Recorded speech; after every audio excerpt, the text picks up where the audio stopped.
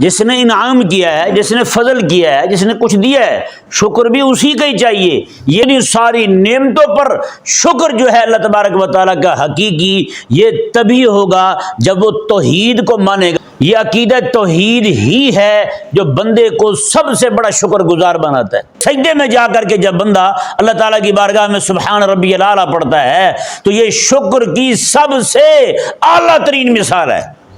ہاں، یہ ایک ایک عضو کا الگ الگ شکر ہے بھائی۔ ہاں، آپ کے پاس مال پڑا ہوا ہے، اس مال پر شکر الگ ہے۔ اب آقا علیہ السلام کے شکری کیا ہے جی؟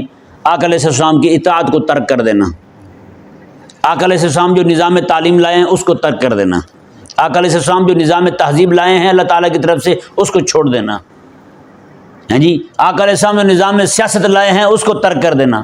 یہ آقا علیہ السلام کے بعد سب سے پہلا شکر جو واجب ہے امت پر وہ علماء کا ہے۔ یہی وجہ ہے آج اہل سنہ کا شرازہ بکھر گیا، قسم خدا کی۔ وہ کام کر رہا ہے نا، حضور کے دین کا کر رہا ہے، آقا علیہ السلام کے دین کا کر رہا ہے۔ اب میں اگر خواہ مخواہ مخالفت کروں گا اس کی تو بتائیں نقصان کس کا کر رہا ہوں؟ آقا علیہ السلام کے دین کا کر رہا ہوں نا۔ حق کی خاطر لڑنا چھوڑا انہوں نے، اللہ تعالیٰ نے ان کو ذلیل کیا ہے، یہ پھر حق سے لڑنے لگ گئے۔ الشیطان الرجیم، بسم اللہ الرحمن الرحیم۔ قال هذا صراط علی مستقیم۔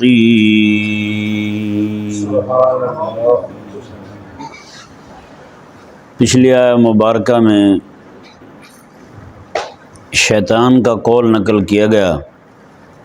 شیطان نے کہا تھا کہ مولا، جس طرح میں تیری بارگاہ سے دور ہوا ہوں اسی طرح میں آدم کی اولاد کو بھی تیری راہ سے بھٹکا دوں گا، الا عبادک منہم المخلصین، ہاں جو تیرے مخلص لوگ ہوں گے وہ میری چال بازیوں سے بچ جائیں گے۔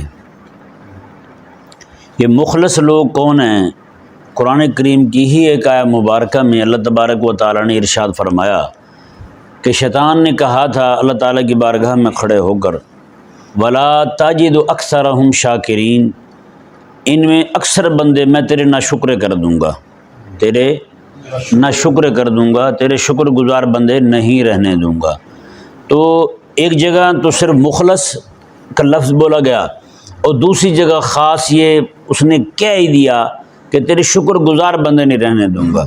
تو اس آیت مبارکہ کے اس لفظ سے المخلص سے اس کی جو ہے تفسیر قرآن کریم کے دوسرے مقام پر بیان کی گئی کہ مخلص سے مراد کون ہے؟ شکر گزار۔ مخلص سے مراد کون ہے؟ شکر گزار ہیں۔ تو شیطان نے کہا کہ شکر گزار بندے نہیں رہنے دوں گا۔ اب یہ بڑی غور کرنے والی بات ہے، اس نے سیدھا یہ نہیں کہا کہ تیری توحید کو ماننے والے نہیں رہنے دوں گا، اس نے یہ نہیں کہا کہ تیرے آدم کی خلافت کو ماننے والا نہیں رہنے دوں گا، اس نے کوئی اور بات نہیں کی۔ اس نے یہ شکر گزار کا لفظ کیوں بولا؟ اس نے یہ کیوں کہا کہ وَلَا تَجِدُ أَكْثَرَهُمْ شَاكِرِينَ، کہ تیرے اکثر بندے جو ہیں وہ میں شکر گزار نہیں رہنے دوں گا؟ تو اس بات پر غور کرتے ہیں، آخر اس لفظ کے اندر کوئی بڑی بات ہے۔ اس لیے اس شیطان نے کہا جی، کیونکہ بندہ کوئی بھی کام کرنا چاہتا ہے اور اس کے لیے بڑی ڈھیگ مارنا، کیا کہتے ہیں اس کو، وہ بڑھک مار دیتا ہے، میں یہ کام کروں گا۔ وہ بڑا کام ہوتا ہے تو وہ اس طرح کا بندہ چھوڑ ڈالتا ہے نا، میں یہ کام کروں گا۔ اگر یہ شکر گزاری لوگوں سے چھیننا یہ کوئی چھوٹا کام ہوتا تو شیطان کبھی بھی وہاں نہ کہتا۔ شیطان یہ کبھی بھی نہ کہتا کہ وَلَا تَجِدُ أَكْثَرَهُمْ شَاكِرِينَ، تیرے اکثر لوگ جو ہیں وہ میں نہ شکر بنا دوں گا، میں شکر گزار نہیں رہنے دوں گا۔ تو اس جملے کے اندر، اس لفظ کے اندر، شکر کے اندر اس کا جو مضمون ہے، اس کا جو عنوان ہے اکیلا، وہ ایک بڑا لمبا چوڑا مفہوم رکھتا ہے۔ اس پر ذرا غور کرتے ہیں تو وجہ اس کی یہ ہے کہ شیطان نے جو کہا کہ تیرے شکر گزار بندے نہیں رہنے دوں گا، تو شکر گزاری جو ہے وہ ہے اپنے آقا کو پہچاننا، اس کی نعمتوں کو پہچاننا، اور اس کی نعمتوں کو پہچاننے کے بعد اس خالق اور مالک کی بارگاہ میں اس شکر یعنی شکر ادا کرنا، یعنی جو انعام ہوا ہے اس کے مقابلے میں، اس انعام کے مقابلے میں اللہ تبارک و تعالیٰ کی بارگاہ میں کوئی ایسا عمل کرنا جس سے یہ ظاہر ہو کہ یہ بندہ جو ہے اللہ تبارک و تعالیٰ کا احسان ماننے والا ہے، اور اسی احسان کی اس احسان کے بدلے میں اللہ تبارک و تعالیٰ کی بارگاہ میں یہ سر جھکائے ہوئے ہے۔ اب شکر گزاری جو ہے نا، شکر کرنا، سب سے پہلا شکر اللہ تبارک و تعالیٰ کا وہ اللہ تعالیٰ کی توحید کو ماننا ہے، اللہ تعالیٰ کی توحید کو ماننا ہے۔ میں صرف سمجھانے کے لیے مثال دے رہا ہوں۔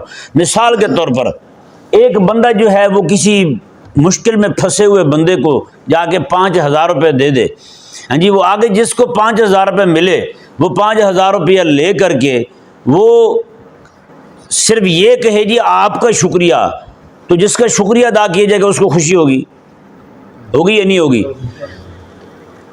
5,000 روپے لے کے وہ یہ کہے کہ آپ کا بھی شکریہ، اور ساتھ اس کے 2-3 دشمنوں کا بھی نام لے دے، اور یہ کہے جی آپ کا بھی شکریہ اور ان کا بھی شکریہ، تو بتائیں اس نے کیا کہنا ہے؟ اس نے یہ کہنا ہے بھی انعام تو میں نے دیا ہے، تو یہاں میرے دشمنوں کا نام لینے کا کیا فائدہ؟ ان کے دشمنوں کا نام لے کر تو مجھے تکلیف دی ہے تم نے، مجھے پریشان کر دی ہے تم نے۔ ہونا یا نہیں ہونا؟ بھئی جس نے نعمت کی ہے شکر بھی صرف اسی کا چاہیے۔ نہیں سمجھ آ رہا مسئلہ؟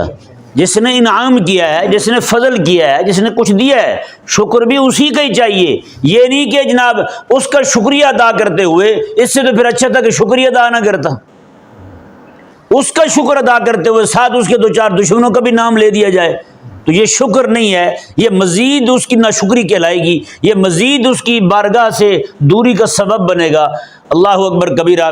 تو اب دیکھیں، ذرا غور کریں، توحید کے معاملے میں توحید، اللہ تعالیٰ کی توحید کو ماننا، یعنی ہمارے دنیا میں آنے کا اللہ تبارک و تعالیٰ نے ہی کرم فرمایا ہے، محض اللہ کے فضل سے ہی ہم دنیا میں آئے ہیں، اللہ تعالیٰ کے فضل سے ہی ہم چلنے پھرنے کے قابل ہیں، اللہ تعالیٰ نے ہی ہم پر کرم فرمایا کہ ہم ایک گوشت کے ذریعے سنتے ہیں، اللہ تعالیٰ نے ہی کرم فرمایا کہ ایک گوشت کے ذریعے ہم بولتے ہیں، اللہ تعالیٰ نے ہی کرم فرمایا کہ ہم ان آنکھوں کے ذریعے دیکھتے ہیں، ہے یا نہیں؟ چل پھر سکتے ہیں۔ ایک محض جناب ہمیں اللہ تبارک و تعالیٰ نے پتھر کی طرح نہیں بنا دیا، درختوں کی طرح نہیں بنا دیا جو ایک ہی جگہ کھڑے رہتے ہیں، ایک ہی جگہ پڑے رہتے ہیں، وہاں سے حرکت نہیں کر سکتے۔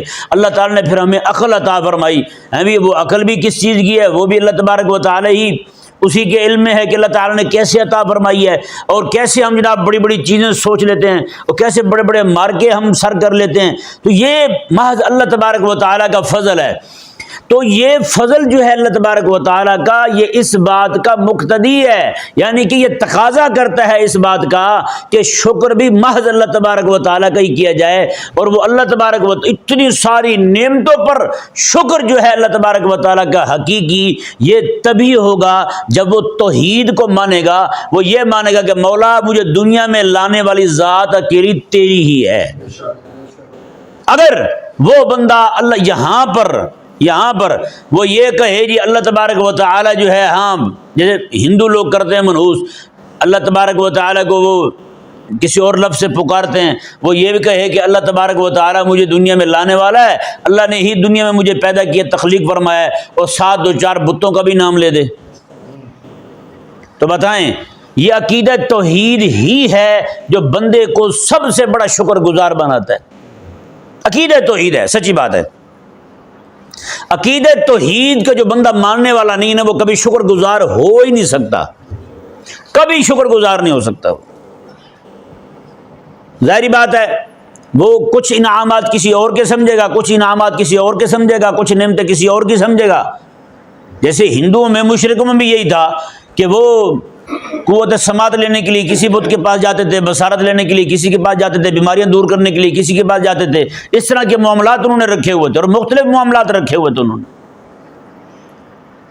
تو یہ جو چیزیں ہیں، توحید جو ہے بندے کو شکر گزار بناتی ہے، توحید جو ہے یہ محض اللہ تبارک و تعالیٰ کی بارگاہ میں جھکنے کا سلیقہ سکھاتی ہے۔ اگر بندہ جو ہے وہ توحید چھوڑ بیٹھے تو پھر اللہ تبارک و تعالیٰ کی بارگاہ میں وہ جھکنے کی بھی توفیق نہیں رہتی اس بندے کو۔ اب یہ مسئلہ واضح ہو گیا کہ شیطان نے کیوں کہا تھا کہ مولا میں تیرا شکر گزار بندہ نہیں چھوڑوں گا میں، مطلب اس کا یہی تھا کہ تیرا توحید کو ماننے والا نہیں چھوڑوں گا۔ یعنی بات جو ہے اپنی طرف سے وہ نرم کر رہا تھا، لیکن حقیقت کے اندر کیا تھا؟ حقیقت کے اندر یہ تھا کہ جناب وہ اللہ تبارک و تعالیٰ کا توحید ماننے والا نہیں چھوڑے گا کسی بندے کو، یعنی کسی نہ کسی طریقے پر بندے کو اللہ تعالیٰ کی بارگاہ سے دور کر ہی دے گا وہ۔ یہ ہے جی اللہ تبارک و تعالیٰ کی شکر گزاری کا فائدہ۔ اور اسی طرح اب دیکھیں جی اللہ تبارک و تعالیٰ کی شکر گزاری کے میادین کون کون سے ہیں، کس کس طریقے سے اللہ تعالیٰ کا شکر ادا ہو سکتا ہے۔ یہ نماز پڑھنا جو ہے یہ بھی اللہ تعالیٰ کا شکر ادا کرنا ہے، تسبیحات پڑھنی، ذکر و اذکار کرنی، ہاں جی۔ اب پھر انسان کے جسم پر جو شکر واجب ہے اللہ تبارک و تعالیٰ کا، وہ یہ نماز پڑھنا ہے۔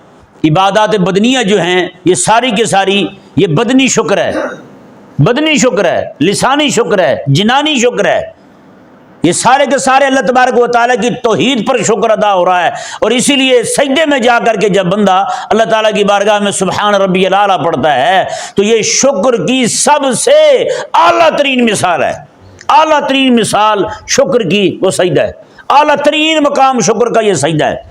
وضو کرنا بھی شکر ہے رب تبارک و تعالیٰ کا، قیام کرنا بھی شکر ہے، رکوع کرنا بھی شکر ہے، قعدہ بھی شکر ہے، اور قوما بھی شکر ہے، اور سجدہ جو ہے یہ سب سے بڑا شکر ہے، سب سے بڑا شکر جو ہے وہ یہ سجدہ ہے۔ اور یہی وجہ ہے میرے آقا علیہ السلام نے ارشاد فرمایا کہ بندہ مومن جو ہے وہ رب تبارک و تعالیٰ کے سب سے زیادہ قریب سجدے کے مقام پہ ہوتا ہے، سجدے کے مقام پہ ہوتا ہے، کیونکہ یہاں شکر کی انتہا ہو گئی ہے۔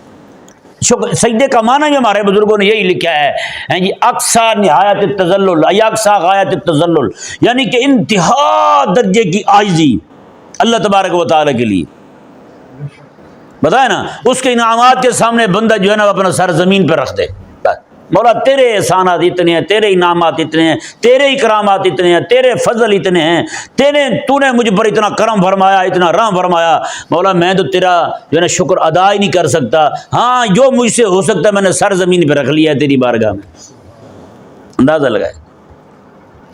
اور یہی وجہ ہے جب بندہ شکر کے معاملے میں شکر کرتے ہوئے رب تبارک و تعالیٰ کا جب زمین پہ سر رکھ دیتا ہے، میرے آقا علیہ السلام فرماتے ہیں کہ یہ بندہ جو ہے نا رب تبارک و تعالیٰ کے سب سے زیادہ قریب سجدے میں ہوتا ہے، سجدے میں، کیونکہ شکر کی آخری سیڑھی جو ہے نا وہ یہ سجدہ ہے۔ آپ بتائیں جتنے بھی لوگ نماز نہیں پڑھتے تو شکر گزار ہوئے؟ جیسے جیسے ان کا شکر جو ہے وہ کم ہوتا چلا جائے گا، ویسے ان کا عقیدہ اور نظریہ توحید جو ہے اس میں بھی کمزوری اور ضعف آتا چلا جائے گا۔ سمجھ آ رہا نہیں سمجھ آ رہا مسئلہ؟ ہاں یہ بات ہے۔ شیطان ذلیل نے ایسے نہیں کہا تھا، ایسے نہیں اس نے منہ پولا کر کے کہہ دیا کہ ولا تجد اکثرهم شاکرین، تیرے شکر گزار بندے میں رہنے نہیں دوں گا، زیادہ تھوڑے ہی ہوں گے بس۔ اللہ اکبر کبیرہ، یعنی کہ کوئی توحید کے معاملے میں آ کر کے بتوں کو دینے والا سمجھ کے، بتوں کو عطا کرنے والا سمجھ کے اللہ تبارک و تعالیٰ کی توحید سے پھر گیا ہیں، اور کچھ وہ ہیں جو اپنے آپ کو کلمہ تو پڑھنے کا قائل کہتے ہیں، کلمہ پڑھتے ہیں، مسلمان بھی کہتے ہیں، عاشق رسول بھی کہتے ہیں، اور سال میں ایک بار جو ہے میلاد شریف کے دنوں میں باہر بھی آتے ہیں، جھنڈے بھی اٹھاتے ہیں، اور جب بات آتی ہے اللہ تعالیٰ کے شکر گزار بندہ بننے کی تو وہاں ہاتھ کھینچ جاتے ہیں، وہاں ان سے نہیں بنن جاتا۔ اسی طرح کر کے آنکھوں کا بھی شکر ہے، ایک ایک عضو کا شکر الگ الگ ہے بھائی۔ آنکھوں کا شکر ہے، آنکھوں کے ساتھ قرآن کریم کی تلاوت کرنا، قرآن کریم کی زیارت کرنا، یہ شکر ہے۔ آنکھوں کا شکر جو ہے نا والدین کی زیارت کرنا، اور وہ بھی ٹھنڈی طبیعت کے ساتھ، غصے کے ساتھ نہیں، ترچھی نگاہ کے ساتھ نہیں، ماتھوں پہ بل ڈالتے ہوئے نہیں۔ میرے آقا علیہ السلام نے فرمایا کہ یہ آنکھوں کا شکر، اور اس شکر پر اجر کیسا ہے؟ صرف والدین کی زیارت کرنے والا بندہ جو ہے، کریم آقا علیہ السلام فرماتے ہیں جو بندہ اپنے والدین کو پیار بھری نگاہ سے دیکھ لینا، میرا اللہ تبارک و تعالیٰ اسے مقبول حج کے ثواب عطا فرمائے۔ بتائیں اس شکر پر کتنا بڑا اجر رکھا ہے میرے مالک عز و جل نے یار جی۔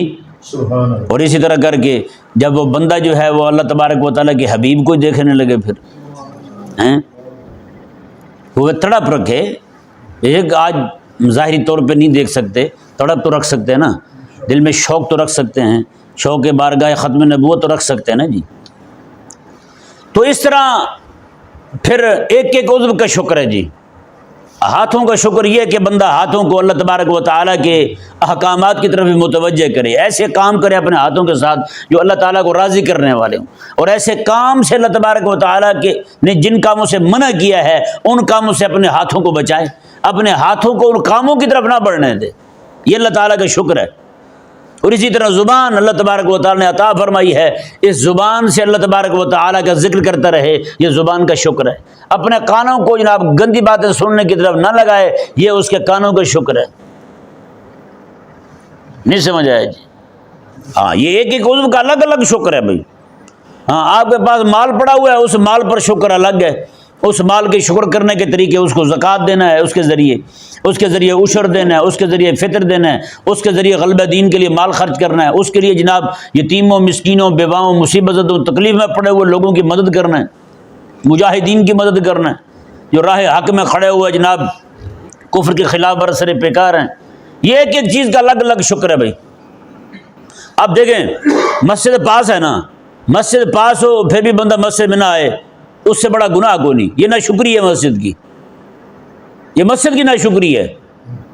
یہ حدیث پاک ہے، میرے آقا علیہ السلام کا فرمان شریف ہے، میں جو بندہ مسجد کے پاس سے گزرے یا مسجد میں داخل ہو جائے اور وہاں پر 2 نفل نہ پڑے تو مسجد بھی اس سے ناراض ہوتی ہے، مسجد بھی دکھی ہوتی ہے.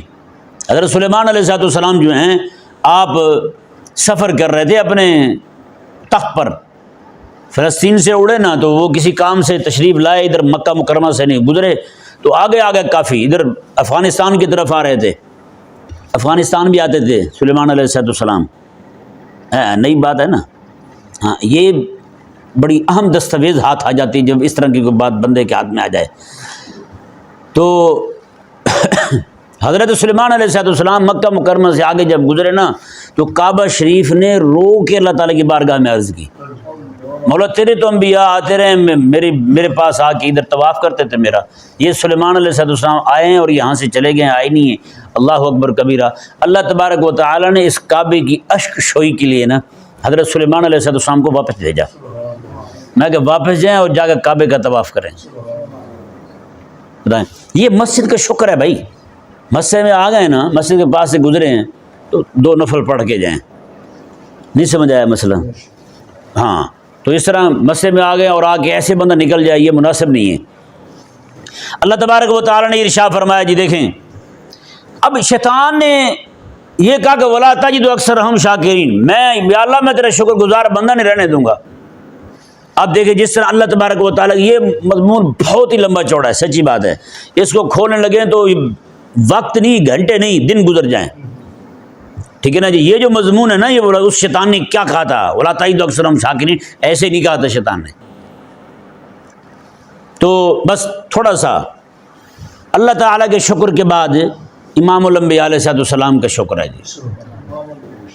آقا علیہ السلام کا شکر ہے. اب آقا علیہ السلام کی شکری کیا ہے جی؟ آقا علیہ السلام کی اطاعت کو ترک کر دینا. آقا علیہ السلام جو نظام تعلیم لائے ہیں اس کو ترک کر دینا. آقا علیہ السلام جو نظام تہذیب لائے ہیں اللہ تعالیٰ کی طرف سے اس کو چھوڑ دینا ہے جی. آقا علیہ السلام جو نظام سیاست لائے ہیں اس کو ترک کر دینا. جیسے جیسے بندہ آقا علیہ السلام کا دیا ہوا نظام جو ہے اس کو ترک کرتا چلا جائے گا، کفر کا نظام قبول کرتا چلا جائے گا، ویسے ویسے بندہ اللہ تبارک و تعالیٰ کا اور اس کے حبیب علیہ السلام کا ناشکرہ بنتا چلا جائے گا. اور جس پہ زیادہ لعنت پڑ جائے وہ پھر قادیانی بن جاتا ہے جی. آقا علیہ السلام کی نبوت میں، حضور کے ختم نبوت میں کسی دجال کو شریک کرنے لگ جاتا ہے، اس کو شریک سمجھنے لگ جاتا ہے. جس طرح مشرکین جو ہیں وہ کارہائے الوہیت میں بتوں کو شریک سمجھتے ہیں، اسی طرح کر کے یہ ذلیل قادیانی جو ہیں یہ میرے آقا علیہ السلام کی ختم نبوت میں یہ دجال کو، مرزا قادیانی کو شریک سمجھتے ہیں. بتائیں کتنی سخت بات ہے.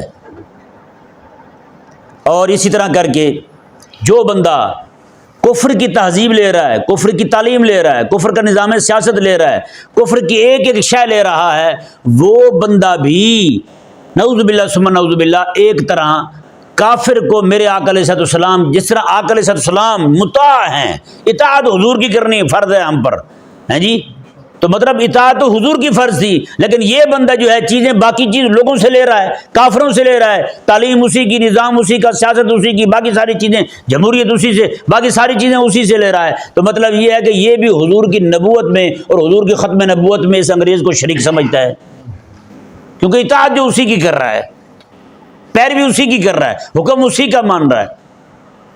وَلَا تَجِدُ أَكْثَرَهُمْ شَاكِرِينَ، تو شیطان نے کہا تھا کہ تیرے شکر گزار بندے اکثر میں نہیں رہنے دوں گا، اکثر بندے میں گھسیٹ جاؤں گا، پیچھے تھوڑے سے بچیں گے بس۔ آج بتائیں نا، خلافت کے ماننے والے، خلافت کے دائی، خلافت کا درد رکھنے والے کتنے لوگ ہیں؟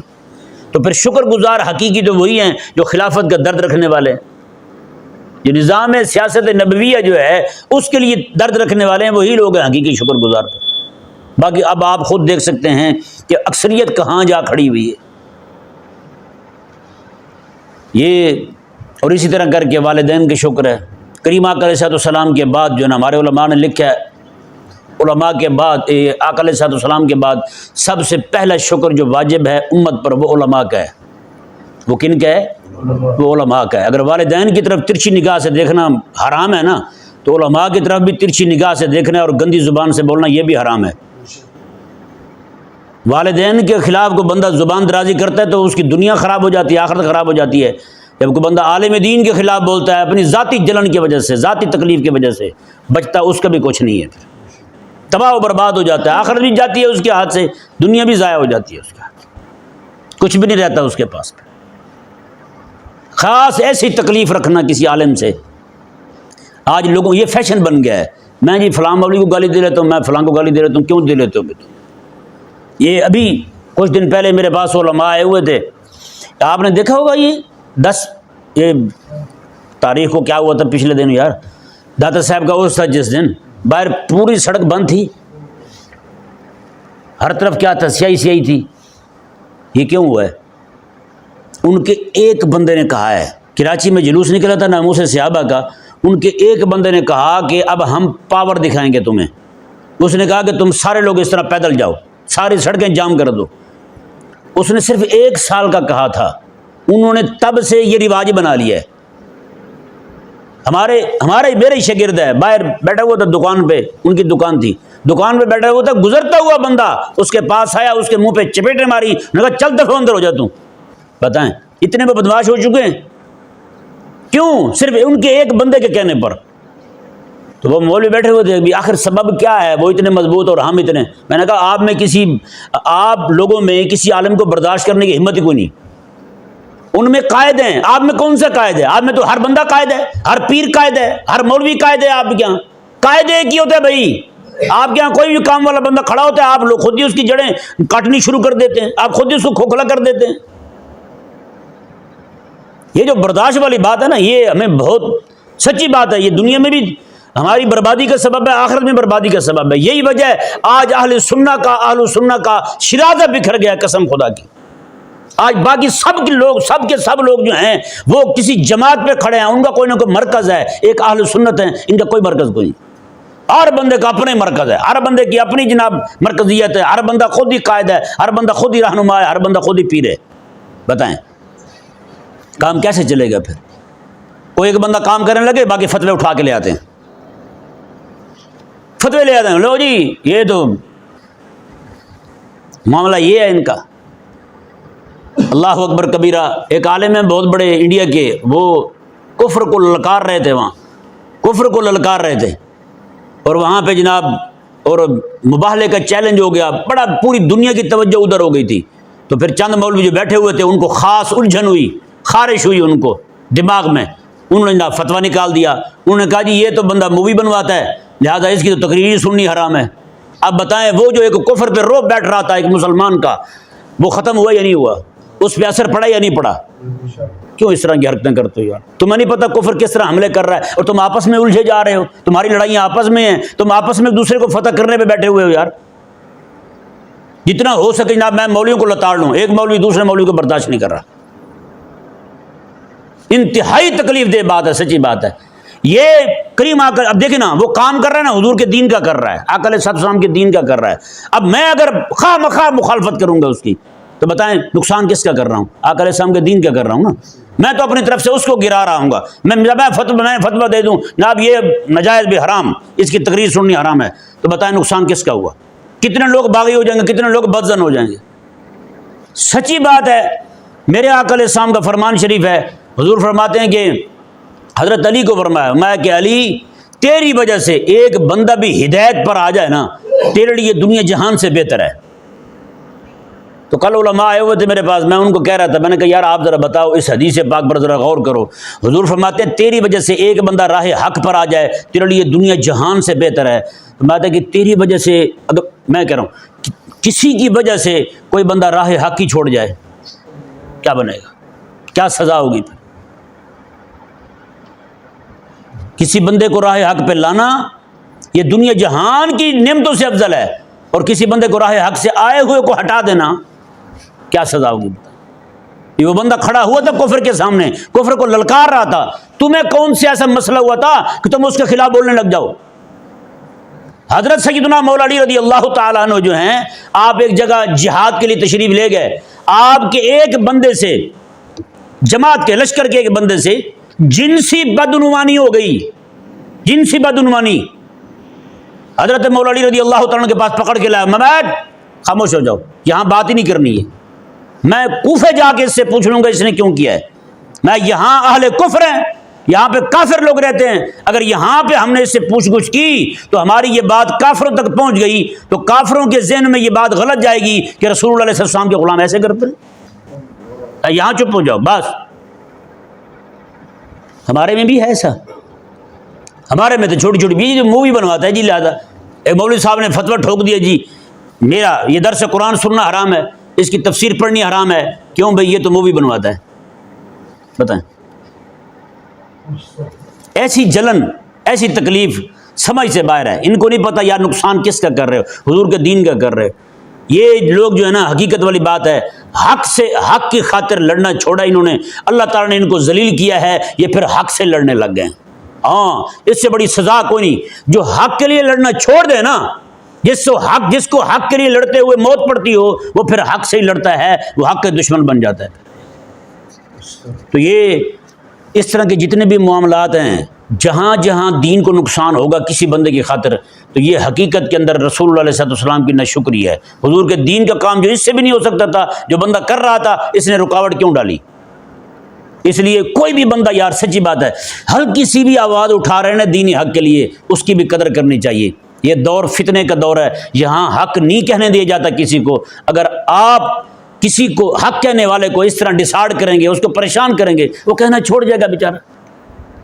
نقصان کس کا ہوگا؟ حضور کے دین کا ہوگا. آپ تو اپنے طور پہ اپنے آپ کو تسکین دیں گے، اپنے نفس کو، آپ کا نفس خوش ہو جائے گا، موٹا ہو جائے گا، واہ واہ تو نے فتح پا لی ہے. لیکن خدا کے بندے قیامت والے دن جو رب نے پوچھ لیا، وہ جیسا بھی تھا، گناہ گار تھا، فاسق فاجر تھا، میرے دین کے لیے تو کھڑا ہوا تھا، تیرا تقویٰ طہارت، تیری نیکیاں کس کام کی کہ تجھے دین، میرے دین کی غیرت ہی کوئی نہیں تھی. بتائیں کیا جواب دیں گے؟ پھر کوئی جواب نہیں ہوگا ان کے پاس. وَلَا تَجِدُ أَكْثَرَهُمْ شَاكِرِينَ. شیطان نے ایسے نہیں کہا تھا کہ تیرے شکر گزار بندے نہیں رہنے دوں گا میں. اللہ تبارک و تعالی سمجھنے کی توفیق عطا فرمائے.